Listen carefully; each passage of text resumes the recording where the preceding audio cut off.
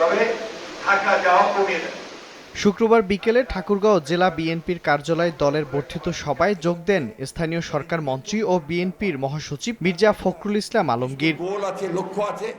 নেতাকর্মীদের উদ্দেশ্যে বিএনপি মহাসচিব বলেন, ফ্যাসিস্ট আওয়ামী লীগ সরকারকে আন্দোলনের মাধ্যমে সরানো হয়েছে।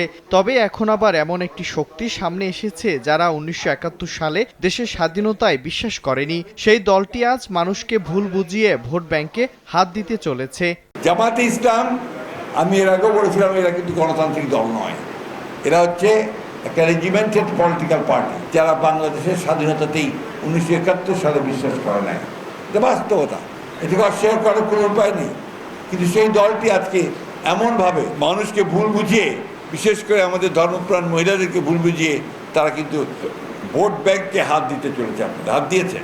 এদিকে শহীদ রাষ্ট্রপতি জিয়াউর রহমানের ৪৫তম শাহাদাত বার্ষিকী উপলক্ষে ঢাকেশ্বরী জাতীয় মন্দিরে আয়োজিত আলোচনা সভায় অংশ নেন প্রধানমন্ত্রীর রাজনৈতিক উপদেষ্টা ও বিএনপির সিনিয়র যুগ্ম মহাসচিব রুহুল কবির রিজভী। এ সময় তিনি বলেন, চক্রান্তের মাধ্যমে ধর্মীয় বিভাজন তৈরির চেষ্টা হলেও বাংলাদেশের মানুষকে বিভক্ত করা যাবে না। এই ভূখণ্ডের অস্তিত্ব এবং স্বাধীনতা, এই ভূখণ্ডের অর্থনৈতিক বিকাশ, সমস্ত কিছুর জন্য একসাথে লড়াই করা এই জাতি কখনো কোনো জাতীয় এবং আন্তর্জাতিক বা বৈদেশিক চক্রান্তে এই সম্পর্ককে বিনষ্ট করতে আগেও পারেনি, এখনো পারবে না। প্রধানমন্ত্রী নিরন্তর প্রচেষ্টার মধ্যে দিয়ে তিনি তার নির্বাচনের প্রাক্কালে প্রদত্ত অঙ্গীকার বাস্তবায়নে নিরলসভাবে কাজ করে যাচ্ছেন।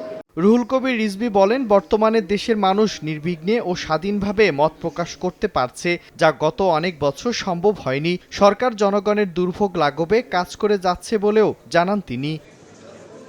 মিরন আহমেদ, সময় সংবাদ।